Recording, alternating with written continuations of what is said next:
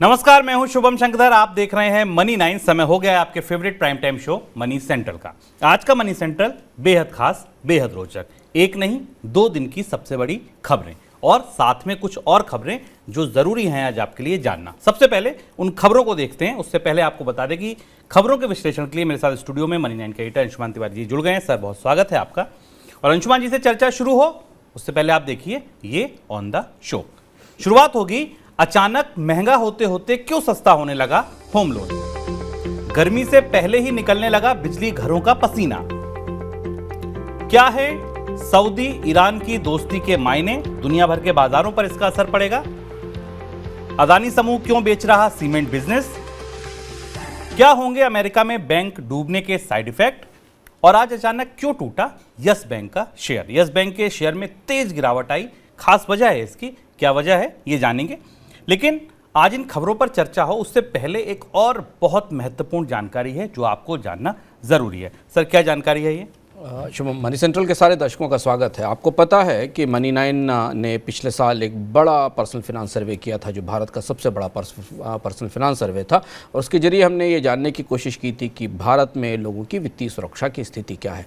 इस सर्वे के अगले चरण के तौर पर मनी 9 15 मार्च को मुंबई में भारत का पहला फाइनेंशियल फ्रीडम समिट करने जा रहा है। इस समिट में देश भर के रेगुलेटर्स, प्रमुख मनी माइस्ट्रोज, बीएफएसआई इंडस्ट्री के प्रमुख, insurance, banking, mutual fund, stock market से जुड़े विशेषज्ञ ये बताएंगे कि भारत की वित्तीय सुरक्षा के लिए आगे क्या करना जरूरी है। बेहद रोचक, बेहद विचारोत्तेजक सवालों से सजे हुए पैनल आपको 15 मार्च को दोपहर के बाद ये पूरा शो लाइव होगा। हम मनी 9 के यूट्यूब चैनल पर, टीवी 9 डिजिटल के यूट्यूब चैनल पर। कौन कौन लोग होंगे इसमें, कौन से स्पीकर होंगे और वो क्या बात करेंगे, इसके बारे में हम आपको बताएंगे कार्यक्रम के अंत में।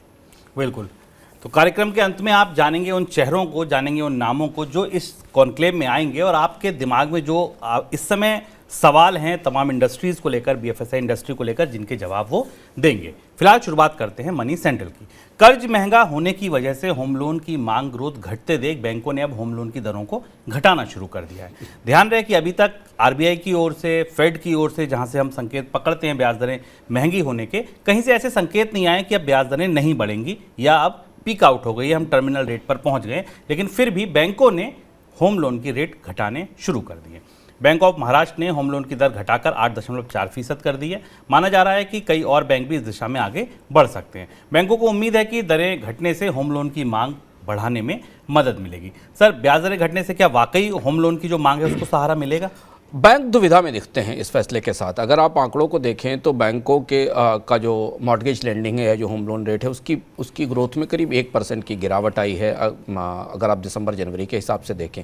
और अब बैंकों में एक बार फिर कोशिश शुरू हुई है कि कहीं ऐसा ना हो कि होम लोन बाजार में बढ़ती ब्याज दरों के कारण ग्राहक टूटने लगें, और यहाँ से उनकी दुविधा शुरू होती है। शुभम ने आपको बताया कि बैंक ऑफ महाराष्ट्र ने ब्याज दर में कमी की है। इसके अलावा भारत का सबसे बड़ा बैंक जो स्टेट बैंक है वो 8.5% पर कर्ज दे रहा है, जिनके क्रेडिट स्कोर 750 से ऊपर हैं, जिनका सिबिल स्कोर 750 से ऊपर है। Housing development finance corporation HDFC जो कि प्रमुख मार्केट लीडर है, वो भी 8.7% पर कर्ज दे रहा है। बैंक ऑफ बड़ौदा ने ब्याज दरों में कमी की है। दरअसल दुविधा बैंकों के सामने ये है शुभम कि अगर ब्याज दरों में बढ़ोतरी जारी रही, जो कि जारी रहने वाली है ऐसा दिखता है, रिजर्व बैंक संकेत दे रहा है, महंगाई बढ़ी हुई है, तो ऐसी स्थिति में होम लोन जो कि पिछले 1 साल 1.5 साल में बैंकों के पोर्टफोलियो का सबसे बड़ा हिस्सा रहा है, रिटेल लेंडिंग यानी खुदरा कर्ज जो आम लोग लेते हैं, वो अगर सिकुड़ने लगा तो बैंकों के लिए चुनौती होगी। पर यहाँ एक दूसरा पहलू ये है कि बैंकों की कॉस्ट ऑफ फंड में कोई कमी नहीं आई है। बैंकों की लागत बढ़ रही है क्योंकि एक तरफ बैंकों को एफडी रेट्स बढ़ाने पड़ रहे हैं। हम लगातार मनी सेंट्रल में आपको बता रहे हैं कि बैंकों के बीच एक प्रतिस्पर्धा चल रही है जमा जुटाने के लिए, और इस बीच में बैंकों के मार्जिन बेहद दबाव में हैं। उन्हें जाते हुए या रूठते हुए कर्ज लेने वालों की भी फिक्र है, क्योंकि ब्याज दरें महंगी होने के कारण कर्ज लेने वाले लोग किनारा कर रहे हैं, और दूसरी तरफ अपने यहाँ जमा की लागत बढ़ने का दर है। और इसलिए ये दौर जरा दिलचस्पी से देखिएगा कि बैंकों के जब अगले तिमाही नतीजे आएंगे तो हमें उसमें दिखाई देगा कि बैंकों के इंटरेस्ट मार्जिन का हुआ क्या, उनके निम कैसे परफॉर्म कर रहे हैं, क्योंकि उन्हें एक तरफ ब्याज दरों पर जमा पर ब्याज दरें बढ़ानी पड़ रही हैं, दूसरी तरफ कर्ज पर दरों में कमी करनी पड़ रही है। कुलजमा होम लोन मार्केट ठंडा है, सुस्त है। उसकी वजह यह है कि कच्चे माल की लागत बढ़ने, टैक्स बढ़ने और इसके साथ होम लोन की दरें बढ़ने के कारण मकानों की मांग में गिरावट आई है। खास तौर पर अफोर्डेबल हाउसिंग 50 लाख रुपए से नीचे के मकानों की मांग उतनी अच्छी नहीं दिखाई दे रही है। फरवरी में, मार्च में गर्मी पड़नी शुरू हो गई, उम्मीद से पहले आ गई। गर्मियों के जो मौसम होते हैं उससे पहले अब गर्मी पड़ने लगी। हमने आपको मनी सेंटर में लगातार बताया कि फसलों पर इसका क्या असर पड़ेगा। इस बार ये भी है एल नीनो आ सकता है। ये भी आशंका है कि इस बार गर्मियां जो हैं वो पिछले कई सालों से की तुलना में ज़्यादा पड़ेगी, ऐसे अनुमान भी आ रहे हैं। गर्मियां आने से पहले ही बिजली घरों का, सरकारों का पसीना छूटने लगा है। फरवरी और मार्च में अनुमान से अधिक गर्मी से थर्मल पावर प्लांट में चिंताएं बढ़ गई हैं, क्योंकि बिजली की मांग बढ़ने की वजह से पावर प्लांट के पास रखे कोयले की खपत बढ़ गई, जिस वजह से उनके पास कोयले का स्टॉक घटने की आशंका जताई जा रही है। वित्त वर्ष के इन आखिरी 2 महीने में आमतौर पर बिजली कंपनियां अपना कोल स्टॉक बढ़ाती हैं, लेकिन इस बार गर्मी सीजन से पहले आ गई तो ये स्टॉक भी घटने लगा। कोयला मंत्रालय ने मार्च अंत तक 4.5 करोड़ टन कोयले का स्टॉक रखने का लक्ष्य किया था, लेकिन 8 मार्च तक कंपनियों के पास महज 3.3 करोड़ टन कोयले का स्टॉक है। सर, कोयले की ये कमी अब कैसे पूरी हो सकती है? शुभम, कोयले की आपूर्ति को लेकर अब जद्दोजहद शुरू हो रही है। बिजली कंपनियों को चूंकि ये पता है कि बिजली की मांग बढ़ने वाली, तो कोयले की खरीद तेजी से कर रही हैं, स्टॉक बनाने की कोशिश कर रही हैं। और बाजार और कोल इंडिया तमाम कोशिशों के बाद भी इतना कोयला आपूर्ति कर पाएगी कि नहीं, इस पर सवाल उठ रहे हैं। कुछ आंकड़े देखना ज़रूरी है ताकि हम समझ सकें कि बिजली घरों के भीतर या भारत के बिजली स्पेस में हो क्या रहा है। ये माना जा रहा है कि भारत में इस साल बिजली की मांग लगभग 216 गीगावाट्स के आसपास रहेगी, जो कि पिछले साल हाई टाइम थी, उससे बढ़कर ये इस साल करीब 229 गीगावाट के आसपास पहुंच जाएगी। और इस डिमांड के लिए ऐसा माना जा रहा है कि कोल इंडिया अपनी पूरी ताकत के बावजूद इतना कोयला आपूर्ति नहीं कर पाएगी जितनी ज़रूरत है। जो ताज़े आंकलन हमारे पास उपलब्ध हैं उस हिसाब से करीब 153 मिलियन टन कोयले की शॉर्टेज हो सकती है बिजली घरों के पास। कोल इंडिया ने पिछले साल फरवरी तक जो आंकड़े बताते हैं, पिछले साल फरवरी 2023 तक अभी तक 534 मिलियन टन कोयले की सप्लाई की है, जो पिछले साल की तुलना में लगभग 10% ज़्यादा है। हालांकि कोल इंडिया अपने उत्पादन में बढ़ोतरी की कोशिश कर रहा है। कोल इंडिया ने अपनी खदानों को फुल स्टीम पर उत्पादन के लिए कहा है, लेकिन उसके बाद भी लगभग 153 मिलियन टन कोयले की शॉर्टेज बिजली घरों के पास दिखाई देगी। तो एक संभावना दिखाई देती है कि जैसे जैसे मार्च की में गर्मियां और ज़्यादा बढ़ेंगी, जो बढ़ने लगी हैं, अप्रैल से इस तरीके की सूचनाएं आना शुरू होंगी कि बिजली घरों के पास स्टॉक्स का लेवल लिमिटेड हो गया है, घटने लगा है। और उस पर सरकार यही वजह थी शुभम कि फरवरी के अंत में सरकार ने इंपोर्टेड कोल की ब्लेंडिंग की इजाज़त को दोहरा दिया था और जो आयातित कोयले पर आधारित बिजली घर हैं उनसे फुल उत्पादन करने के लिए, फुल स्टीम में पूरी क्षमता से उत्पादन करने के लिए कहा था। यह एक और बड़ी महत्वपूर्ण बात है जो पिछले साल से चली आ रही, बल्कि 2 साल से चली आ रही, वो समस्या फिर बिजली घरों के सामने आ गई। कोल इंडिया की बकायेदारी बहुत ज़्यादा है। अभी जो ताज़ा आंकड़ा है कि कोल इंडिया ने जो राज्यों की पावर कंपनीज़ हैं या जो राज्यों के बिजली घर हैं उन्हें चिट्ठी लिखी है शुभम, और उन पर 13,792 करोड़ रुपए की देनदारी के लिए उनसे बात की है और उनसे कोशिश की है। ये बकायेदारी कोल इंडिया की बिजली घरों पर बढ़ती जा रही है और यहाँ से कोल इंडिया को और ज़्यादा मुश्किल होगी अगले साल कोयले का उत्पादन करने में, क्योंकि कोल इंडिया की बकायेदारी। और तीसरी और महत्वपूर्ण चीज़, ये सब कुछ हो सकता है। भारत में कोयले की आपूर्ति का सबसे बड़ा खलनायक भारतीय रेलवे है। भारतीय रेलवे कितने रैक दे पाता है, कितने समय से कोयला पहुंचा पाता है, ये इस बात पर निर्भर करेगा कि बिजली घरों के पास कोयला होगा कि नहीं होगा। फिंगर्स क्रॉस्ड हैं, बिजली घर दबाव में है। इस साल की गर्मियों में तापमान रिकॉर्ड लेवल तक जाने की संभावना है। बिजली की मांग और बिजली की कटौती के खतरे बने हुए हैं। कोयला उत्पादन पर्याप्त हो भी जाए तो क्या बिजली घरों तक कोयला पहुँच पाएगा? अगले 15 दिन के बाद हमें कोयले की आपूर्ति की तस्वीर और स्पष्ट रूप से सामने दिखाई देने लगेगी। अगली खबर एक दोस्ती से जुड़ी, और ये दोस्ती वाकई पूरी दुनिया के बाज़ारों के लिए, खास तौर से कमोडिटी बाज़ार के लिए, गैस के लिए, क्रूड ऑयल के लिए बहुत महत्वपूर्ण है। मध्य पूर्व में एक दूसरे के प्रतिद्वंदी माने जाने वाले सऊदी अरब और ईरान के बीच रिश्ते सामान्य होने की तरफ बढ़ रहे हैं। 7 साल के बाद दोनों देशों ने पिछले हफ्ते एक दूसरे के यहाँ फिर से अपने दूतावास खोलने का फैसला किया। अगले 2 महीने के दौरान दोनों देश दूतावास खोलेंगे। माना जा रहा है कि चीन ने दोनों देशों के बीच रिश्ते सामान्य करने में बड़ी भूमिका निभाई है। 2016 में दोनों देशों ने एक दूसरे के अपने दूतावास बंद कर दिए थे। सर, सऊदी ईरान के रिश्ते सामान्य होने का दुनिया के बाजारों पर, कमोडिटी बाजारों पर क्या असर दिख सकता है? ये मुझे लगता है हाल फिलहाल में डिप्लोमेटिक सर्किल में और दुनिया की भू राजनीतिक परिस्थिति में सबसे बड़ा घटनाक्रम है, सबसे बड़ा बदलाव है जो भारत के ठीक पड़ोस में हुआ है। सऊदी और ईरान के रिश्ते लगभग वैसे ही हैं जैसे कि नॉर्थ कोरिया और साउथ कोरिया के रिश्ते बेहतर हो जाएं या अमेरिका और और रशिया के या नॉर्थ कोरिया के रिश्ते बेहतर हो जाएं, क्योंकि ये मध्य पूर्व की राजनीतिक बिसात पर, उसके इतिहास में ये दोनों देश राजनीतिक रूप से और सांस्कृतिक रूप से बिल्कुल एक दूसरे के अलग हैं। अगर आप पुराने पैमानों पर देखें तो ईरान शिया डोमिनेटेड देश है और सऊदी अरब सुन्नी डोमिनेटेड देश है, और ये प्रतिस्पर्धा मध्य पूर्व की राजनीति में बेहद पुरानी है। 2016 में रिश्ते बेहद खराब हुए थे, जबकि जब एक शिया उपदेशक थे, धर्म गुरु थे, उनकी हत्या हुई थी और उसके बाद दूतावास बंद कर दिए थे सऊदी अरब और ईरान ने।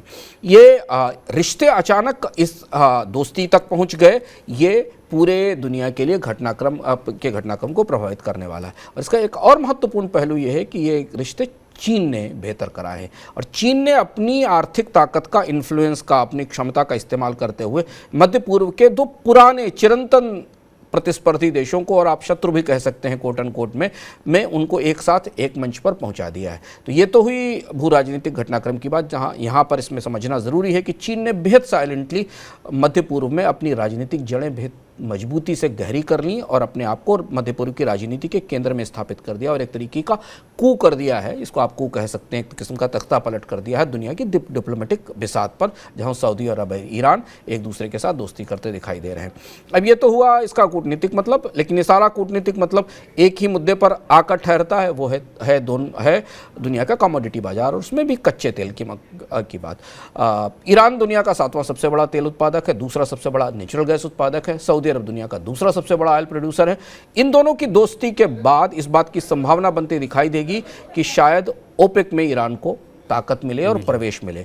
और यहाँ एक तीसरा ध्रुव भी निकलता दिखता है, क्योंकि चीन, ईरान और रूस के रिश्ते बेहतर हैं, सऊदी अरब और रूस के रिश्ते बेहतर हैं, सऊदी अरब और अमेरिका के रिश्ते खराब हैं। MBS और बाइडेन के बीच रिश्तों की जो खींचतान है वो लगातार हमें दिखाई दे रही है, और इससे एक बड़ा नया गुट तैयार हो रहा है ऑयल रिच इकोनॉमीज़ में, गैस रिच इकोनॉमीज़ में, दुनिया में उन एनर्जी की दृष्टि से सबसे पावरफुल इलाके में, जहाँ चीन, रूस, सऊदी अरब और ईरान मिलकर एक महत्वपूर्ण गुट बनाने की कोशिश कर रहे हैं। ये गुट दुनिया के तेल बाजारों को भी प्रभावित करेगा, गैस बाजारों को भी प्रभावित करेगा, और चीन ने अपने जिस इन्फ्लुएंस का इस्तेमाल किया है, उससे चीन को कूटनीतिक रूप से दुनिया की बिसात पर एक बड़ी बढ़त मिलेगी। चीन का इन्फ्लुएंस इसलिए इस इलाके में महत्वपूर्ण है क्योंकि चीन दोनों अर्थव्यवस्थाओं का सबसे बड़ा पार्टनर है, ईरान का भी और सऊदी अरब का भी। सऊदी अरब का भी सबसे बड़ा ट्रेड पार्टनर है। हमें याद होगा शुभ, हम लोग मनी सेंट्रल पर चर्चा कर चुके हैं कि सऊदी अरब ने और चीन ने लोकल करेंसी में ट्रेड करने पर चर्चा की थी, और ईरान के साथ तो बाकायदा समझौता हो चुका है शंघाई कोऑपरेशन काउंसिल की बैठक में, जहाँ ईरान और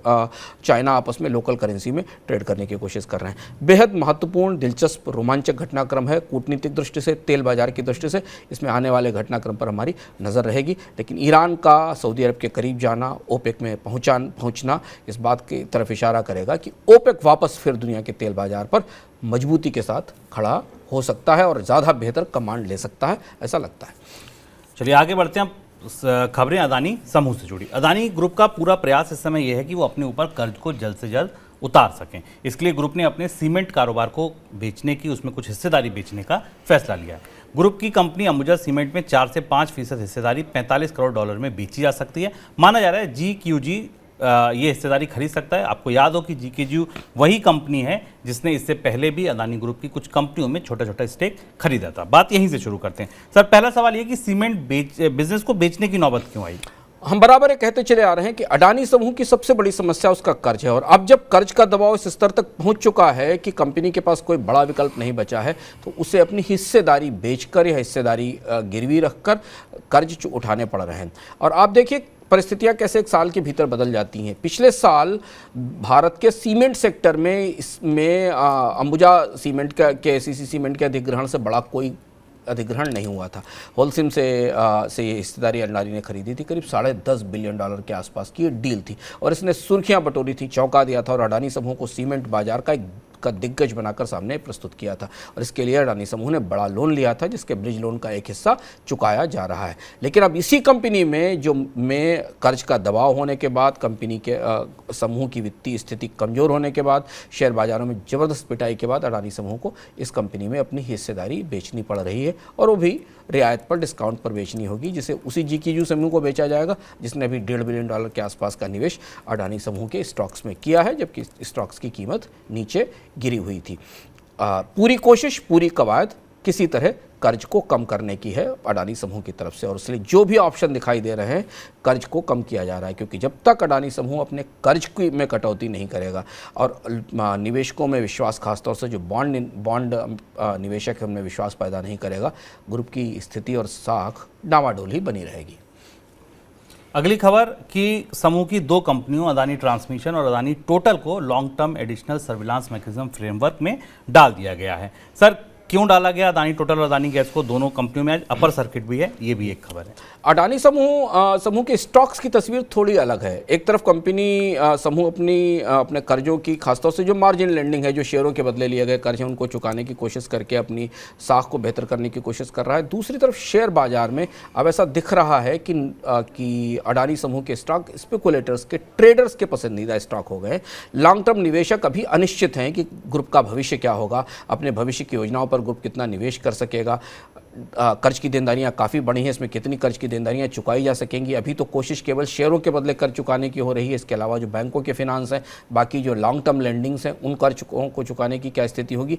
ऐसी स्थिति में अडानी समूह के स्टॉक्स में हमें तेज बहुत वॉलेटाइल चेंज दिखाई दे रहा है, कभी अपर सर्किट, कभी लोअर सर्किट, कभी तेज गिरावट। और इसे देखते हुए अडानी समूह के स्टॉक्स को फिर सर्विलांस मैकेनिज्म में लाया गया है, क्योंकि अडानी समूह के शेयर्स में, स्टॉक्स में आने वाले भी समय में जिस तरीके की खबरें आ रही हैं, उस हिसाब से तेज उतार चढ़ाव और तेज वॉलेटिलिटी दिखाई देगी। आज बाजार का मूड बेहद खराब था। जब सेंसेक्स निफ्टी 1.5% टूटकर बंद हुए तो अदानी ग्रुप की कुछ कंपनियों में अपर सर्किट था, कुछ में तेज गिरावट भी देखी। Adani green, Adani power, Adani total और अदानी ट्रांसमिशन, ये 4 कंपनियां ऐसी थीं जो अपर सर्किट के साथ बंद हुई। अदानी एंटरप्राइज में 1.25% की गिरावट थी। इसके अलावा अदानी विलमेर, अंबुजा सीमेंट और एनडीटीवी के शेयर में भी गिरावट देखने को मिली। अगली खबर जो अदानी समूह से जुड़ी है वो ये कि अदानी ग्रुप की तरफ से बैंकों को ये भी बताया गया है कि ग्रुप ने जिन योजनाओं में निवेश का फैसला किया था उस निवेश को फिलहाल के लिए रोका जा रहा है और पहले से चल रहे प्रोजेक्ट पर ज़्यादा ध्यान दिया जाएगा, उन कारोबारों पर ज़्यादा फोकस होगा कंपनी का। सर, इस बयान का क्या मतलब है? ये बयान वही है जिस पर हम लोग लगातार आपको मनी सेंट्रल में चर्चा में बताते रहे कि अडानी समूह का भविष्य और उसकी विस्तार योजनाएं अब जोखिम में और दांव पर हैं। और कर्ज जिनसे कर्ज लिया गया, जो कर्ज देने वाले बैंक हैं, चाहे वो भारत के या विदेश के बैंक हों, उन्हें कंपनी को ये बताना पड़ रहा है कि वो भविष्य में कोई बड़ी योजनाओं में निवेश नहीं करेगी, जो मौजूदा परियोजनाएं उन पर फोकस करेगी। यानी जो उड़ान थी, जो तेजी से आगे बढ़ने की योजना थी, उस पर को झटका लगा है। और यहाँ से शायद बैंकों में ये आश्वस्ति आएगी कि कंपनी अब बहुत ज़्यादा अति उत्साह के साथ आगे नहीं बढ़ेगी, जबकि कंपनी के पास कैश की या रेवेन्यूज़ की कमी है। दूसरी तरफ अडानी समूह बैंकों में जो शेयरों के बदले लिए गए कर्ज हैं उसकी कटौती करके अपनी बैलेंस शीट सुधारने की कोशिश कर रहा है। तो अगर आपको लगता है कि आने वाले समय में भारत में नए निवेश में अडानी समूह की तरफ से कोई आगे बड़ी घोषणाएं होंगी, तो शायद ऐसा नहीं दिखाई देता, क्योंकि अडानी समूह के पास अभी बहुत कुछ निपटाने के लिए और जूझने के लिए काफ़ी है, पर्याप्त है। और ऐसी स्थिति में जो भविष्य की कई परियोजनाएं हैं उन पर असर पड़ सकता है। खासतौर पर निगाहें इस बात पर रहेंगी कि बिजली क्षेत्र में अडानी समूह के जो नए कार्यक्रम हैं, कारोबार है, उनका क्या होगा। अडानी समूह ने 5 एयरपोर्ट्स लिए थे, उनके डेवलपमेंट्स का क्या होगा, क्योंकि वो बड़ा इंफ्रास्ट्रक्चर एरिया है। और हमें भी ध्यान रखना जरूरी है कि भारत के बुनियादी ढांचा क्षेत्र में पिछले 2 साल में कई सारे जो बदलाव हुए हैं, जो नई परियोजनाएं आई, उनमें अडानी समूह ने बड़ी हिस्सेदारी ली है और बड़ा शेयर लिया है। और अगर उन नई परियोजनाओं में निवेश नहीं आता है तो फिर वो परियोजनाएं आगे ज़मीन पर कैसे आएंगी, ये देखना होगा। लेकिन इस पूरे घटनाक्रम ने अडानी समूह के भविष्य की योजनाओं पर फिलहाल तो विराम या ब्रेक लगा ही दिया है। अदानी ग्रुप की तरफ से यह भी बताया गया कि $2.15 अरब के मार्जिन लिंक्ड भुगतान को समय से पहले ही चुकता कर दिया गया है। ग्रुप को 31 मार्च तक ये भुगतान करना था। अदानी ग्रुप ने पिछले साल अंबुजा सीमेंट का अधिग्रहण किया था और उसके लिए बैंकों से कर्ज उठाया था। उस कर्ज में भी करीब $50 का जो भुगतान था, करोड़ डॉलर का, उसको भी ग्रुप की तरफ से निपटा दिया गया है। सर, इस भुगतान के बाद क्या राहत मिलेगी कंपनियों को, समूह को, या नई चुनौतियां? कम से कम जो शेयरों के अगेंस्ट लेंडिंग है उसे तेजी से ख़त्म करने की कोशिश चल रही है, ऐसा दिखता है। क्योंकि वहाँ दबाव ये है कि स्टॉक्स की कीमतें गिरी हैं, जबकि शेयर के बदले जब लोन लिया गया था तब स्टॉक्स की प्राइसेस ज़्यादा थी। तो ये जो मार्जिन लेंडिंग है इसे कम करने की कोशिश की जा रही है। और इसलिए अडानी समूह ने हाल में जो अपनी इक्विटी बेची थी, ऐसा माना जा रहा है जो जीकेजी पार्टनर को अपनी इक्विटी बेची थी $1.5 बिलियन की, या बाकी जो इक्विटी बेचने की तैयारी है उसका भी इस्तेमाल, उस पैसे का वापस इस्तेमाल कर्ज की कटौती में या कर्ज कम करने में किया जाएगा। चलिए अब आगे बढ़ते हैं दिन की सबसे बड़ी खबर की ओर।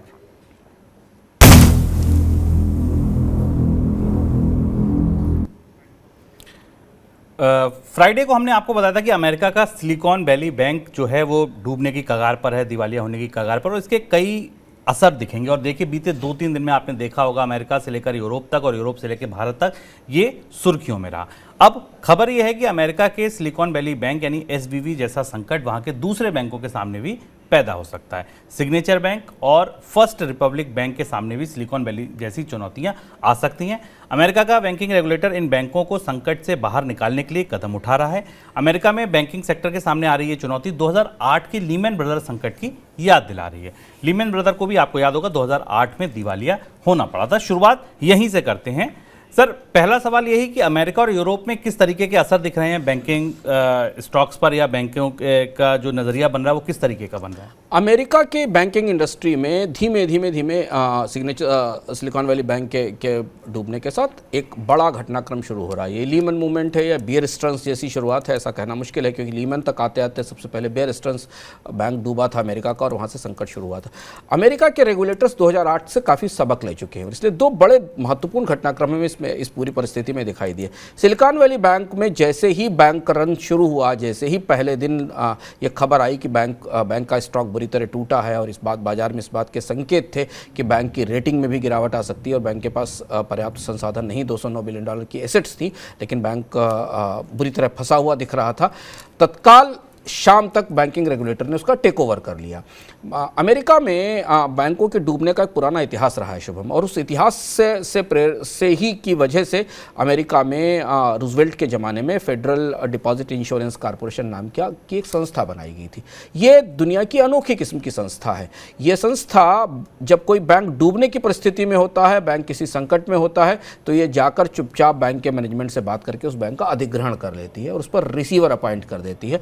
कोशिश ये होती है कि ये बैंक के डूबने की घोषणा बाहर ना जाए, और बैंक के कामकाज को कम से कम डिपॉजिटर्स की दृष्टि से सुचारू रूप से चलाया जा सके, और इसके लिए नए ग्राहक ढूंढ लिए जाएं। फेडरल डिपॉजिट इंश्योरेंस कॉरपोरेशन पिछले सालों में कई बार बैंकों को उबारने के लिए आगे आ चुकी है। उसमें तमाम बैंकों की हिस्सेदारी भी इस कॉरपोरेशन को खरीदनी पड़ जाती है, जिसमें कि बहुत सारे दिलचस्प किस्से FDIC के रहे। तो FDIC ने पहले सिग्नेचर सिलिकॉन वैली बैंक का अधिग्रहण किया, लेकिन यह घटना किस्सा केवल सामान्य बैंक के कर्ज में चूकने का या बैंक के बर्बाद होने का नहीं, इसके और भी कई बड़े व्यापक असर हैं, जिस पर हम आगे चर्चा करेंगे। और उसके बाद दूसरा सिग्नेचर बैंक आया। सिग्नेचर बैंक के साथ भी ऐसा ही हुआ। सिग्नेचर बैंक में भी इस बात का खतरा था कि वहाँ बैंक रन शुरू हो सकती है, वहाँ लोग अपने डिपॉजिट निकालने के लिए आगे आ सकते हैं, और इस बैंक में भी FDIC ने तत्काल सिग्नेचर बैंक को कंट्रोल कर लिया। इसकी $110 बिलियन की एसेट्स हैं और करीब $88 बिलियन के डिपॉजिट्स हैं। अब आप फर्क देखिए ध्यान से करीब से, तो अमेरिका का जो फेडरल डिपॉजिट इंश्योरेंस कॉरपोरेशन है वो ये गारंटी देता है कि एक निर्धारित राशि के बाद तक के जमा पर बीमा दिया जाएगा। भारत में भी उस तरीके की व्यवस्था, हालांकि भारत में अमेरिका में जो कवरेज है वो थोड़ा अन्य देशों से ज़्यादा है। और जैसे एक सर्टेन लेवल तक एसेट्स और डिपॉजिट्स का रेशियो बिगड़ता है, ये फेडरल इंश्योरेंस कॉरपोरेशन उसका अधिग्रहण कर लेता है। फर्स्ट रिपब्लिक बैंक भी खतरे में था, लेकिन उसे $70 मिलियन का नया कर्ज मिल गया है JP मॉर्गन से, ऐसी सूचना आई। यूरोप में काफ़ी अफरा तफरी है शुभम, यूके में काफ़ी अफरा तफरी, क्योंकि सिलिकॉन वैली बैंक का एक बहुत बड़ा निवेश यूरोप के स्टार्टअप में था, यूरोप के बैंकों में था। यूरोप के बैंकों के जरिए वो कारोबार करता था, यूरोप की कंपनियों को बड़ा कर्ज दे रखा था। वहाँ बेचैनी इतनी ज़्यादा थी कि कल उच्च स्तर पर ब्रिटेन के यूके के वित्त मंत्री और प्रधानमंत्री के स्तर से दखल दिया गया। पिछले 24 घंटे से यूके की सरकार दुनिया के पॉसिबल बायर्स से बात कर रही थी, जिसमें मिडिल ईस्ट के कुछ सॉवरेन वेल्थ फंड थे, उनसे बात हो रही थी। अंततः किसी तरह से यूके के वित्त मंत्री ने HSBC को इस बात के लिए तैयार कर लिया कि वो सिलिकॉन वैली बैंक की जो यूके सब्सिडरी है उसका अधिग्रहण कर ले। बैंक ऑफ इंग्लैंड ने इसमें काम बंद कर दिया था। कोशिश ये थी कि इसको इंसॉल्वेंसी में डाल दिया जाएगा, लेकिन पैनिक बहुत ज़्यादा होने वाला था। यूके की अर्थव्यवस्था बुरी तरह वैसे ही लड़खड़ाई हुई, हमने अभी देखा, सरकारें चली गई, गलत फैसले किए गए, ब्याज दरें बढ़ी हुई हैं। ऐसी परिस्थिति में यूके में इसकी कोशिशें शुरू हो गई हैं, और अंततः शायद HSBC बैंक ने बैंक का अधिग्रहण कर लिया है। तो आप मान सकते हैं कि इन दोनों बैंकों में शायद अगले कुछ दिनों में कम से कम डिपॉजिटर्स के स्तर से तो काम शुरू हो जाएंगे। पर एक कंटेजियन है, पर ये एक तरीके का स्प्रेड है जो आगे और बढ़ेगा, ये बात मानी जा रही है, क्योंकि इसके साथ बहुत कुछ और जुड़ा हुआ है जिस पर हम आगे चर्चा करते हैं। सर अब बात ग्लोबल स्टार्टअप्स की, क्योंकि ये बैंक जो है एसवीबी बैंक जो है वो सीधे तौर पर स्टार्टअप्स को फंडिंग करता था, उनकी बचत इस बैंक में रखी थी। उन ग्लोबल स्टार्टअप्स पर क्या असर होगा? 10,000 स्टार्टअप्स पर इसका असर पड़ेगा, क्योंकि एसवीबी बैंक नॉर्मल लेंडिंग वाला बैंक नहीं था, जिसे हम समझ रहे हैं कि अगर बेयर स्टर्न्स जैसी परिस्थिति या पुराने बैंकों जैसी परिस्थिति, ये बैंक दुनिया में स्टार्टअप्स को या स्टार्टअप्स में पैसा लगाने वालों को फंड करता था। जो स्टार्टअप में पैसा लगाने वाले वेंचर कैपिटलिस्ट थे वो भी अपनी खरीदी हुई इक्विटी बैंक के पास प्लेज कर देते थे और वहाँ से कर्ज लेते थे। और इस बैंक ने जब स्टार्टअप्स को कैपिटल मिलनी बंद हो गई तो कर्ज देना शुरू कर दिया। स्टार्टअप को दिए जाने वाला कर्ज महंगा होता है और इसके बदले स्टार्टअप्स को अपनी इक्विटी बैंक को देनी पड़ती है। स्टार्टअप फिनांसिंग का या वेंचर डेट का एक जो नया दौर पिछले 2-3 साल में आया, एसवीबी बैंक उसका लीडर था, उसे लीड कर रहा था। और इसलिए यह माना जा रहा है कि ये लीमन मूवमेंट जैसी स्थिति है। करीब करीब 1 लाख के आसपास नौकरियां खतरे में हैं, क्योंकि स्टार्टअप्स इस समय पिछले 3-4 साल से अपनी पूंजी को लेकर बुरी तरह जूझ रहे हैं। जब उन्हें कैपिटल मिलनी नहीं शुरू हुई तो उन्होंने कर्ज लेने शुरू कर दिए और कर्ज इन बैंकों ने देने शुरू किए। वैसे ये बैंक सिलिकॉन वैली बैंक 16वें नंबर पर है, पर हमें ध्यान रखना ज़रूरी है क्योंकि इसका अमेरिका के फेडरल रिजर्व को या जो डिपॉजिट इंश्योरेंस कॉर्पोरेशन उसको इतनी ताकत से, इतनी बेचैनी से तत्काल फैसला क्यों करना पड़ा 24 घंटे के भीतर, क्योंकि सिलिकॉन वैली का अकेला बैंक है जो पब्लिकली ट्रेडेड बैंक है उस एरिया का। और ये वो बैंक है जो लोगों से डिपॉजिट जुटाता था और उस डिपॉजिट से स्टार्टअप में निवेश करता था। इस बारे में इकोनॉमिक मेज पर विस्तार से बात करेंगे। हम आपको बताएंगे कि सिलिकॉन वैली बैंक के डूबने की वजह क्या है और इसके पीछे कितनी बड़ी चुनौतियां हैं, हम किस नए दौर में प्रवेश कर रहे हैं, इसके बारे में विस्तार से बात करेंगे। लेकिन स्टार्टअप स्पेस में जो घटनाएं थी, जो घटना चक्र था, वो सिलिकॉन वैली से भारत तक आ पहुंचा और भारत के स्टार्टअप्स में भी ज़बरदस्त खलबली मची हुई है, क्योंकि दुनिया के स्टार्टअप्स को फंडिंग करने में, उनको कर्ज देने में सिलिकॉन वैली बैंक आगे था। और अब इन स्टार्टअप्स का क्या होगा, इन्हें कर्ज कौन देगा, इन्हें पूंजी कौन देगा, इस तरीके के असंख्य सवाल अब तैरने लगे हैं। अब बात भारत तक आ गई है। सिलिकॉन वैली बैंक में भारत के स्टार्टअप का भी पैसा है और इस संकट का असर भारत पर पड़ने की आशंका भी जताई जा रही है। भारतीय टेक स्टार्टअप नज़ारा टेक्नोलॉजी ने कहा है कि उसकी 2 सहायक कंपनियों का करीब 64 करोड़ रुपया सिलिकॉन वैली बैंक में डिपॉजिट है। 64 करोड़ रुपया डिपॉजिट है। सिलिकॉन वैली बैंक संकट भारतीय स्टार्टअप पर कितना होगा, इसके लिए आकलन के लिए केंद्रीय मंत्री राजीव चंद्रशेखर ने इस हफ्ते भारतीय स्टार्टअप कंपनियों के साथ बैठक करने का फैसला किया है। सिलिकॉन वैली बैंक संकट की वजह से दुनिया भर के बैंकिंग सेक्टर पर भी दबाव बना हुआ है। सर अब बात भारत की हो रही, तो भारत पर इसका कितना असर होगा? नज़ारा का नाम नज़ारा टेक्नोलॉजी का नाम तो स्पष्ट रूप से सामने आ ही गया, बाजार में भी हमें उसका रिएक्शन दिखाई दिया। शुभम ने आपको बताया कि नज़ारा का ने पैसा दे रखा है। इसके अलावा भारत में कई और भी स्टार्टअप्स हैं जिनके सिलिकॉन वैली बैंक से अलग अलग रिश्ते थे।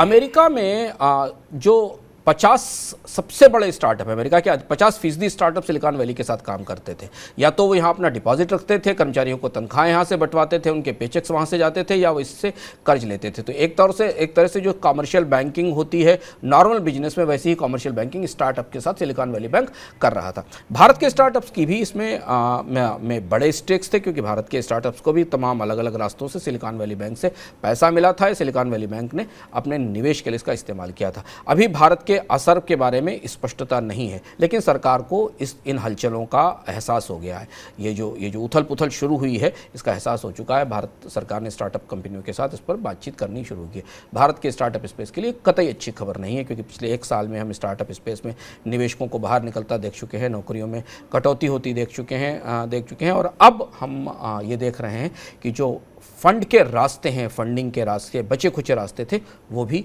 इस घटनाक्रम के बाद चौक हो रहे हैं या बंद हो रहे हैं। सर अब बात ये कि ये जो पूरा संकट शुरू हुआ, इसके तार कहीं ना कहीं जो ब्याज दरें बढ़ी अर्थव्यवस्था में, उसकी वजह से हो रहा है। आपको क्या लगता है कि फेड के फैसले पर, फेड की जो टिप्पणी थी कि तीखी ब्याज दरें बढ़ सकती हैं, बड़ी बढ़ोतरी हो सकती है, तेज हो सकती है, उस पर कहीं कोई असर आएगा क्या? ये एक बेहद दूसरा पहलू है शुभम, जो बाजार में निकल कर आया और इस पर काफ़ी चर्चा चल रही है बाजारों में इस घटनाक्रम को लेकर।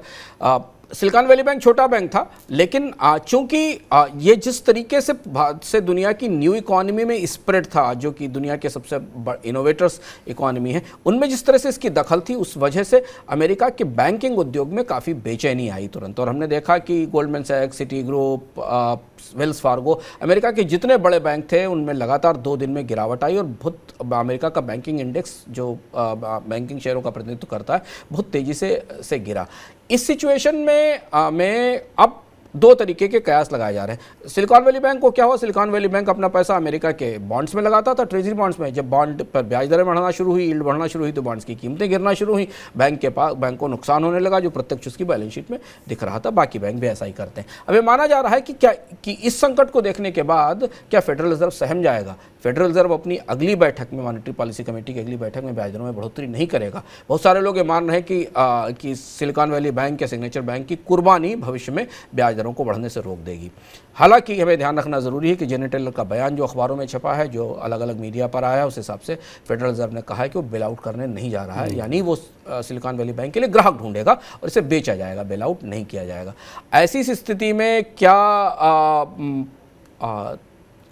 अमेरिका का फेडरल रिजर्व महंगाई से लड़ाई से पीछे हट जाएगा? क्योंकि अभी 2 दिन पहले तक अमेरिका में ये बात कही जा रही थी, जेरोम पावल ने खुद कहा था कि ब्याज दरों में बड़ी बढ़ोतरी हो सकती है, और इसलिए ये तूफान के दूसरे हिस्से की शुरुआत है। अगर अमेरिका में ब्याज दरों में बढ़ोतरी धीमी की जाती है, 25 बेसिस पॉइंट तक की ही बढ़ोतरी की जाती है, तो महंगाई के ताज़े आंकड़े बहुत भारी होने वाले हैं और अर्थव्यवस्था में महंगाई बढ़ने का खतरा है, और फेडरल रिजर्व अपनी उस जिम्मेदारी से पीछे हटेगा जो उसकी ज़रूरत है। लेकिन ब्याज दरों में और बढ़ोतरी हुई, क्योंकि 5-5.5% की ब्याज दरें पहुँचने की संभावना दिखाई दे रही है, तो फिर सिलिकॉन वैली जैसे तमाम बैंक मुश्किल में होंगे जिन्होंने ये पैसा अब अमेरिकी सरकार के बॉन्ड्स में लगा रखा है। ये बेहद करीबी मामला है, बेहद तलवार के धार पर चलने जैसी परिस्थिति है फेडरल रिजर्व के लिए।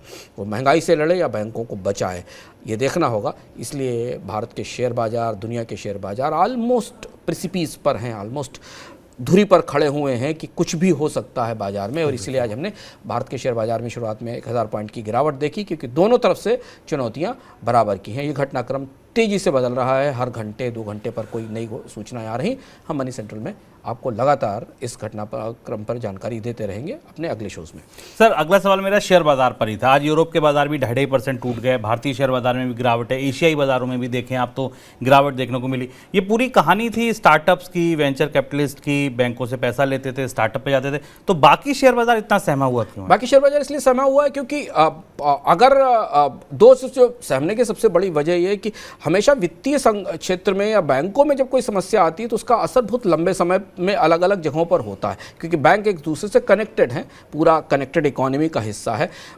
दुविधा ये है कि अगर बैंक और डूबे, 1-2 बैंक और इसी तरह से लड़खड़ा गए या बैठ गए, तो अमेरिकी सरकार को या दुनिया की सरकारों को बेल आउट करना पड़ेगा। एक HSBC बैंक ने सिलिकॉन वैली बैंक की यूके की आम खरीद ली, पर बाकी बैंकों का क्या होगा? कल फर्स्ट रिपब्लिक भी इसी क्राइसिस में पहुंच जाएगा। अब इन बैंकों को बेल आउट के लिए, अगर सरकार बेल आउट नहीं करती तो इन बैंकों को लिए को बड़े बैंक कर्ज देंगे क्या? जैसे फर्स्ट रिपब्लिक ने किस तरह से खींचतान का JP मॉर्गन से $70 मिलियन की क्रेडिट लाइन ले ली। इन्हें क्रेडिट लाइन क्यों चाहिए? क्योंकि जो इस तरीके के बैंक जिस स्टार्टअप इकोनॉमी को फिनांस कर रहे थे, वहाँ से रिटर्न्स तो हैं ही नहीं, वहाँ तो नुकसान हो रहा है। दूसरी तरफ उन्हें जो बाजार से सस्ती पूंजी मिलनी थी उसकी उम्मीद खत्म हो चुकी है, क्योंकि ब्याज दरें बढ़ रही। अब तीसरा रास्ता यह है कि उन्हें बाजार की ब्याज दरों से भी महंगी पूंजी लेनी पड़ेगी किसी दूसरे दूसरे बैंक के फिनांसर से, जैसा हमने फर्स्ट रिपब्लिक के बारे में देखा। और इससे इनकी वायबिलिटी पर, इनकी संभावनाओं पर, इनके टिके रहने की संभावनाएं और ज़्यादा कम होती जाएंगी। और यही वजह है कि बाजार को, शेयर बाजारों को इस घटनाक्रम में बहुत कुछ भीतर से अभी आगे बढ़ता बदलता दिख रहा है, और इसलिए हम इतनी बेचैनी देख रहे हैं। ब्रिटेन में तो उच्च स्तर पर, वित्त मंत्री के स्तर पर बेचैनी दिखाई दी, प्रधानमंत्री के स्तर पर बेचैनी दिखाई दी। अमेरिका में सारे रेगुलेटर्स लगे हुए हैं कि कंटेजियन है, ये जो बीमारी फैलती है बैंकों की, इसे रोका जा सके। 2008 में हम देख चुके हैं, अमेरिका की पिछली सदियों के इतिहास में भी हमने देखा है कि जब एक बैंक डूबता है तो अकेला नहीं डूबता, फिर जब बैंक डूबना शुरू होते हैं तो बैंकों के डूबने की कतार बहुत लंबी चलती है, क्योंकि एक के बाद एक दूसरे बैंक में भी उसी तरीके की समस्याएं आती हैं। और इसलिए शेयर बाजारों में बेहद बेचैनी है, वॉलेटिलिटी है और सहमे हुए बाजार हैं, करीब से इस घटनाक्रम को देख रहे हैं। और इसी से अगर आप संकेत पकड़िए तो प्री ओपनिंग सेशन में फर्स्ट रिपब्लिक बैंक का शेयर फिलहाल अभी 52% नीचे है। सोचिए जब बाजार खुलेंगे और ये गिरावट दिखी तो ये बेचैनी और कितनी बढ़ सकती है। फिलहाल आगे बढ़ते हैं और देखते हैं झटपट खबरें।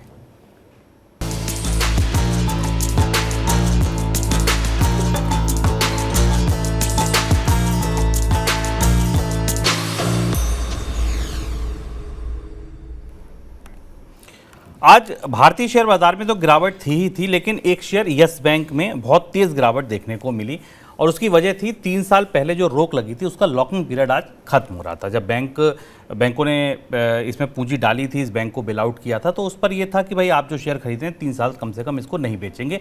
आज वो लॉकिंग खत्म हो गया और खत्म होते ही यस बैंक के शेयर में भारी गिरावट देखने को मिली। बुधवार को शेयर ने 14 रुपये 40 पैसे का निचला स्तर छुआ। हालांकि निचले स्तर पर खरीदारी की वजह से शेयर में रिकवरी आई। ऐसी आशंकाएं जताई जा रही हैं कि लॉकिंग अवधि समाप्त होने के बाद यस बैंक में कई बड़े निवेशक बैंक अपनी हिस्सेदारी घटा सकते हैं। यस बैंक में एसबीआई की सबसे ज़्यादा 26% हिस्सेदारी है। एसबीआई के अलावा एक्सिस बैंक, आईडीएफसी बैंक और आईसीआईसीआई बैंक ने भी यस बैंक में हिस्सेदारी खरीदी थी। अगली बड़ी खबर, हिंदुस्तान जिंक की सरकार की हिस्सेदारी बिक्री की योजना फिलहाल ठंडे बस्ते में जाने की खबर है। इसके बावजूद सोमवार को हिंदुस्तान जिंक और वेदांता रिसोर्सेज के शेयरों में तेजी देखने को मिली। न्यूज एजेंसी रॉयटर्स की एक खबर के मुताबिक भारत सरकार हिंदुस्तान जिंक में अपनी हिस्सेदारी बेचने की योजना को फिलहाल ठंडे बस्ते में डाल सकती है। हिंदुस्तान जिंक में 29.54% की हिस्सेदारी के साथ सरकार सबसे बड़ी माइनॉरिटी शेयर होल्डर है। सेमीकंडक्टर का संकट खत्म होने में भले अब लग रहा है कि संकट कम हो गया, लेकिन सबसे ज़्यादा बिकने वाली कारों पर वेटिंग पीरियड अभी भी लंबा बना हुआ है। पैसेंजर व्हीकल बनाने वाली कंपनियों के पास करीब 8 लाख ऑर्डर पेंडिंग है, जिन्हें अभी ग्राहकों को डिलीवर किया जाना है। कार कंपनियों के नए मॉडल लॉन्च करने से बहुत ज़्यादा बुकिंग हो रही है। डिमांड बढ़ने से भी पिछले 2 महीने में कार शोरूम में आने वाले ग्राहकों की संख्या बढ़ी है। कार मॉडल्स को लेकर कुछ पूछताछ में इजाफा हुआ और बुकिंग भी ज़्यादातर हो रही हैं। सर, कोई टिप्पणी आपकी? एस बैंक आज 15 रुपये से नीचे चला गया और एस बैंक में इस गिरावट की संभावना पहले से दिखाई दे रही थी। बाजार को लग रहा है कि लॉक इन हटने के बाद बाजार में एस बैंक के स्टॉक्स के में ब्लॉक डील शुरू होंगी। एस बैंक की हिस्सेदारी के बारे में या लॉक इन के बारे में एक चीज़ समझना ज़रूरी है कि एस बैंक में जो बैंकर्स भी बैंकों का भी हिस्सा है, जिनके जरिए सरकार ने इस बैंक को बेल आउट कराया था, और इसके अलावा प्राइवेट लेंडर्स का भी हिस्सेदारी है और बाकी लोगों की हिस्सेदारी है जिनके शेयरों पर 3 साल का लॉक इन लगा हुआ था। तो बैंक मान लीजिए थोड़े समय तक वेट भी करें, लेकिन ऐसा माना जा रहा है कि जो प्राइवेट लेंडर्स हैं या जो प्राइवेट इन्वेस्टर्स हैं वो बड़ी ब्लॉक डील में बैंक का स्टॉक बेच सकते हैं और इसलिए आज इस बैंक में हमें तेज गिरावट देखने को मिली। तो ये था हमारा आज का मनी सेंटर। लेकिन अब जानकारी का दूसरा हिस्सा। अंशुमान जी ने आपको बताया कि हम देश का बड़ा एक पर्सनल फाइनेंस समिट करने जा रहे हैं। इस समिट की जो गैलेक्सी है स्पीकर्स की, उसमें बहुत खास मेहमान, देश के जाने माने नाम हमारे साथ आ रहे हैं। आप देखिए कि कौन से बड़े मेहमान हमारे साथ इस कार्यक्रम में जुड़ेंगे, जो आपको बाजार से जुड़ी बारीकियों को समझाएंगे, बताएंगे।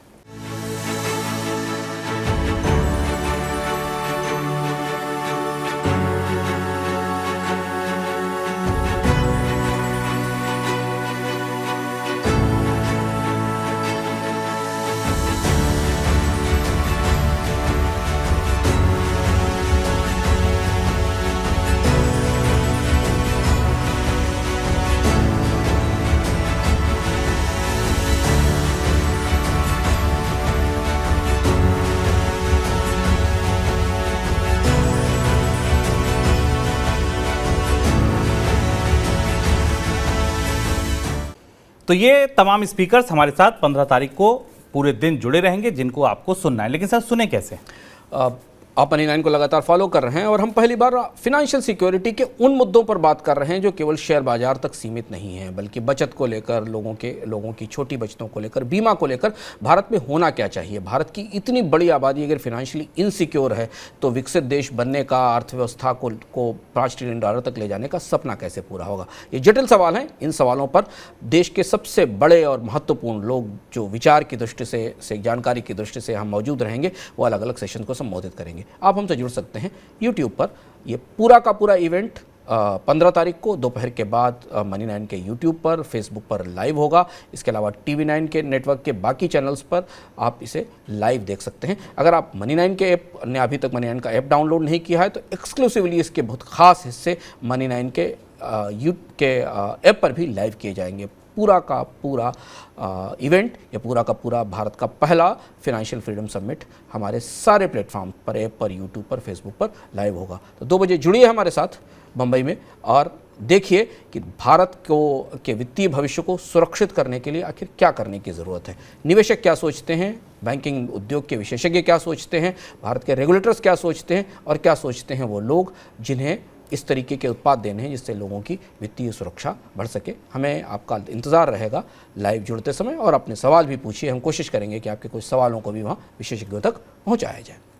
तो फिर देर किस बात की, डाउनलोड कीजिए मनी9 का मोबाइल ऐप, और 15 तारीख की तैयारी हम भी कर रहे हैं, आप भी कीजिए। मिलते हैं कॉन्क्लेव में, फिलहाल दीजिए इजाज़त, नमस्कार।